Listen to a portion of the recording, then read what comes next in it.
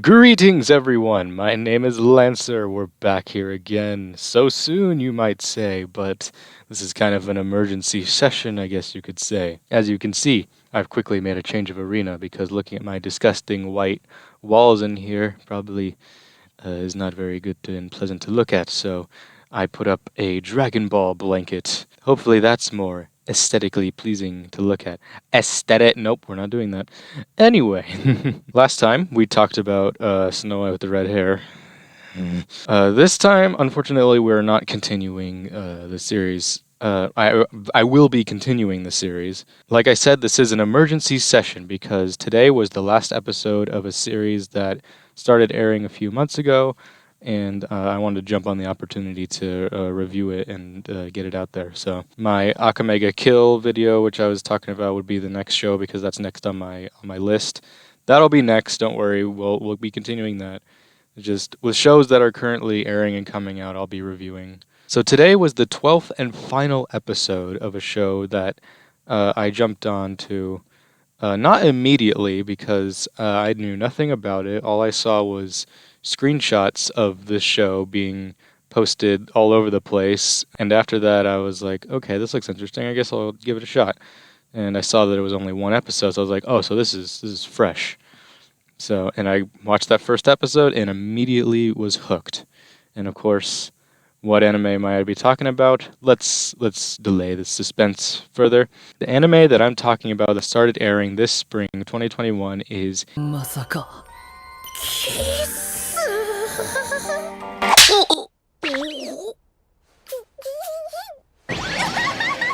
すかその顔まさかキスされるとか思っちゃいましたねえねえ先輩顔任すよ Ijiranaide Nagatoro-san, or the English title, which has been changed because, yeah, Don't Toy With Me, Nagatoro-san. A lot of people, as this show has been airing, have been, quote, trying to cancel it because, well, the original title of this show, or just this series, when it was a manga, was it was Don't Bully Me, Nagatoro-san.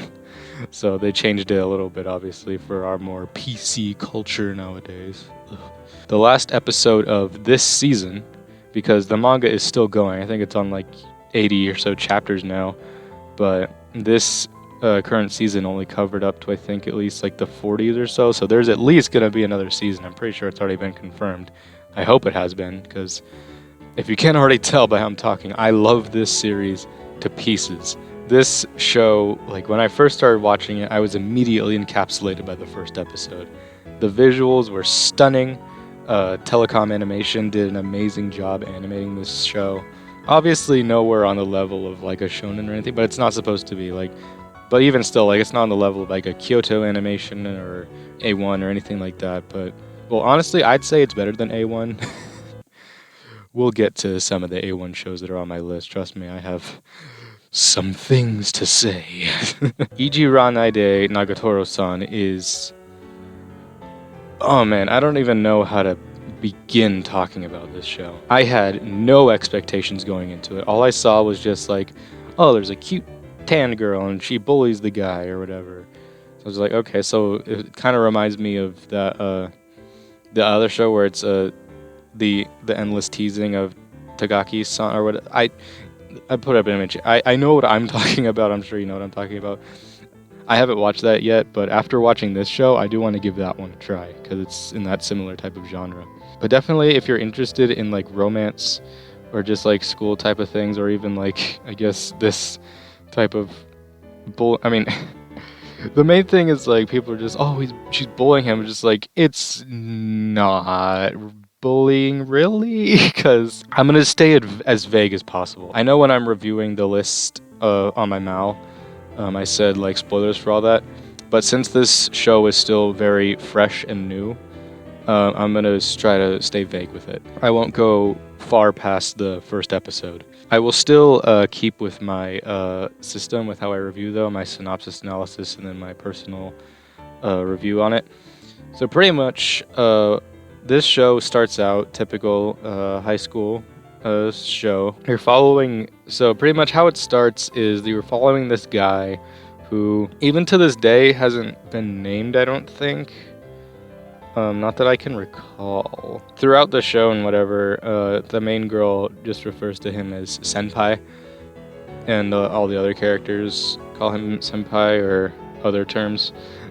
He's an introverted guy, he's really into art, and one day he comes across in the library this girl who just comes up to him and then starts, well, can I say the B word? Can I say, I'm just gonna say it anyway. She starts, I mean, not bullying him, but like, you know, she starts just like, you know, using her feminine charms and, you know, her wits and whatever. She makes him cry or whatever, and then pretty quickly though, they start forming a little bit of a bond.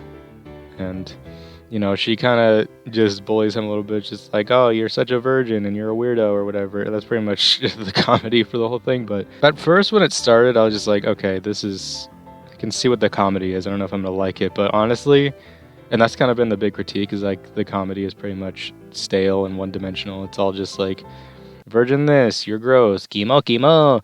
But honestly, I was okay with it. Like, honestly, I really liked it. I'm normally not a fan of like shows who use like one joke, or it's like they have one joke at the start and then they play that out throughout the entire show. But this one, oddly enough, works kind of, but at the same time it's like they expand upon it, they do it interestingly. And honestly, this was like the best time for this kind of show to come out too, because a lot of the language and like lingo, I guess, that they use is very modern. Like the main girl says like, oh, senpai, you're acting so sus right now, or just like, you're such a weirdo. It's like, that's not very cash money of you. They don't actually say that, but. And then the more I was watching it and thinking about it, just like, I have a feeling they're gonna make a dub of this.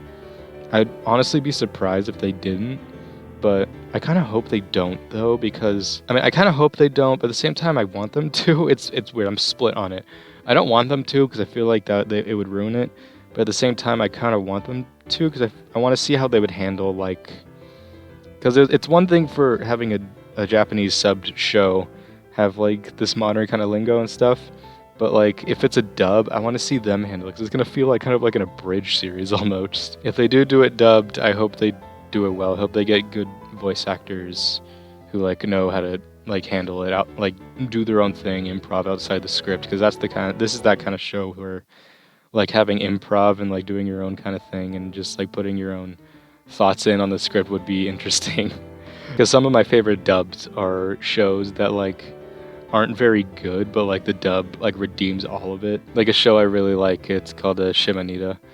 Like it's not the best show, but honestly, like on my mouse score I gave it a decent score, but in my head it's like one of those 10 out of 10 shows that I'll never forget because it's like the dub is so good. Anyway, I'll get to reviewing that show eventually. I can't wait. But either way, Ijiranaide Nagatoro-san, I absolutely wholeheartedly love this show, and I cannot wait for the second season because they're definitely gonna do a second season. I know its ratings were whatever, but I really hope they do. I hope it doesn't become like a No Game No Life where there is just no second season for years ever.